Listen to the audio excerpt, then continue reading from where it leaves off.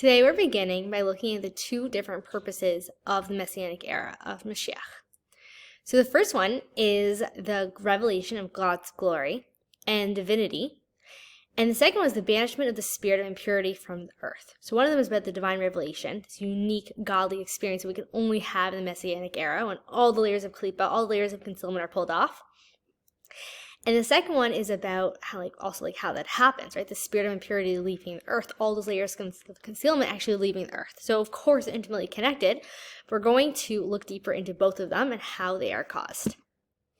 So how exactly do we achieve the mission of revealing God's glory and divinity in this world? So this mission is entirely dependent on our drawing down godliness and Hashem's infinite light upon all the 248 limbs of the vital soul of the Jewish people. For the way of the vital soul, all the world will be suffused with godliness, and this is achieved by the vital soul's performance of all 248 mitzvahs. Meaning, our home is a temple for God. This is where Hashem wants to dwell within us. So when I use my body to be a chariot for something greater than myself, use my body as a vessel for holiness in this world, that is drawing God's infinite light into the world. Meaning we use our hands to give it tzedakah, and we use our energy to be involved in helping other people and doing all the 240 positive mitzvahs. That is literally drawing godliness onto our animal soul. So our animal soul being the platform, really meaning the lowest world, right? It's a place that seemingly opposes godliness. The animal soul is something that its baseline just focused on its own pleasures, lusts, and desires, and taking that space and now transforming that into a vessel for godliness through doing the mitzvahs. That is how we have this revelation of God's infinite light in this finite world, is through taking our finite beings, our finite animal soul, and drawing God's infinite light onto it through the 248 mitzvahs. So that is the cause that leads to the effect of God's light being drawn down into this world in the days of Mashiach. So how really does us doing mitzvahs affect the entire world? Because I'm just an individual over here. How does it have such a cosmic effect?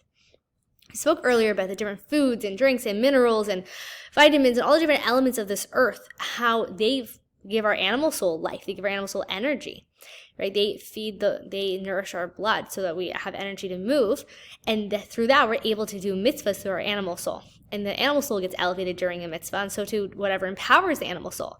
And so through our involvement in the world and the different things that allow us to exist, for example, there's certain essential oils that really help me get through a day, different calming essential oils. So they energize my animal soul, they allow my animal soul to be in a good state so I can do Torah mitzvahs, right? Like my lavender essential oil, for example.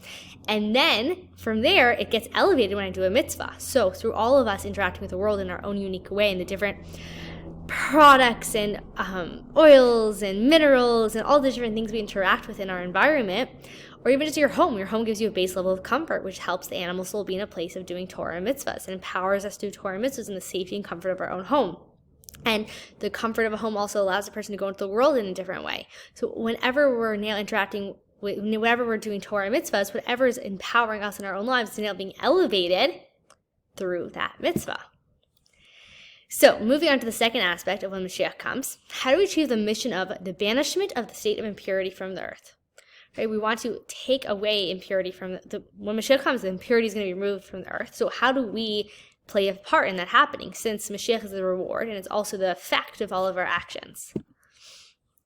Through the animal soul's observance of all 365 prohibited mitzvahs, thus preventing its 365 blood vessels from drawing nurture from the spirit of impurity.